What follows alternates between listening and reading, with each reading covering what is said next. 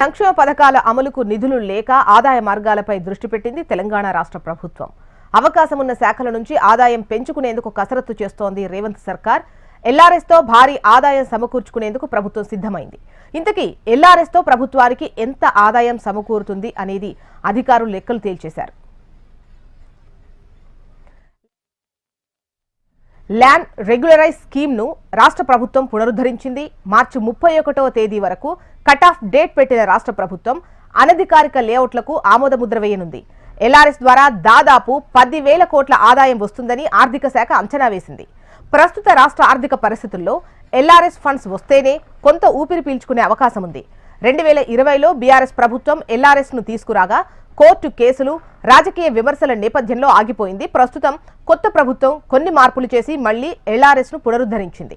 LRS కు గతంలో 25.44 లక్షల దరఖాస్తులు రాగా వాటన్నింటినీ క్లియర్ చేసేందుకు ప్రభుత్వం నిర్ణయం తీసుకుంది. మార్చి 31వ తేదీలోగా ఈ ప్రక్రియ పూర్తి చేయాలని అధికారులను ఆదేశించారు సీఎం రేవంత్. గతంలో ఎల్ఆర్ఎస్ ను బీఆర్ఎస్ ప్రభుత్వం తీసుకురాగా అప్పుడు ఉచితంగా అమలు చేయాలని కాంగ్రెస్ డిమాండ్ చేసింది. ఇప్పుడు తాము అధికారంలో ఉండగా అదే విధానాన్ని కొనసాగించడం విమర్శలకు దారి తీసింది అని చెప్పొచ్చు. దీంతో పాటు సామాన్య ప్రజలు ఎల్ఆర్ఎస్ రుసుము ఇంత తొందరలో చెల్లించే స్థితిలో లేరు. భూమి క్రమబద్ధీకరణలో భాగంగా భూమి విలువలో 25% నుంచి 100% వరకు ఛార్జీ చేశారు.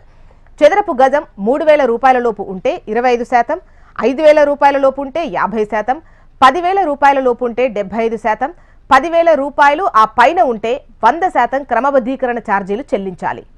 ఒక వ్యక్తికి 150 గజాల స్థలం ఉంటే దాని విలువ 10,000 రూపాయలు అయితే క్రమబద్ధీకరణ రుసుము 60,000 రూపాయలు కట్టాల్సి ఉంటుంది. రోడ్డు, ఇతర సమస్యలు ఉంటే మరికొంత అదనపు రుసుము చెల్లించాల్సి ఉంటుంది. ఎల్ఆర్ఎస్ వల్ల భూ యజమానులకు ఉపయోగకరంగా ఉన్నా ఎల్ఆర్ఎస్ రుసుము ఎక్కువ ఉందనే అభిప్రాయము వ్యక్తమవుతోంది. అయితే సగటున ఒక్కో ఓపెన్ ప్లాట్ క్రమబద్ధీకరణకు 10,000కు పైనే ఖర్చవుతుండటంతో విడతల వారీగా డబ్బులు చెల్లించేలా వెసులుబాటు కల్పించాలని లబ్ధిదారులు కోరుతున్నారు. Excise, stamps and duty registration, sales tax, commercial tax, mining లాంటి డిపార్ట్మెంట్ల ద్వారా ఆదాయం పెంచుకునేందుకు ప్రభుత్వం ప్రయత్నిస్తోంది.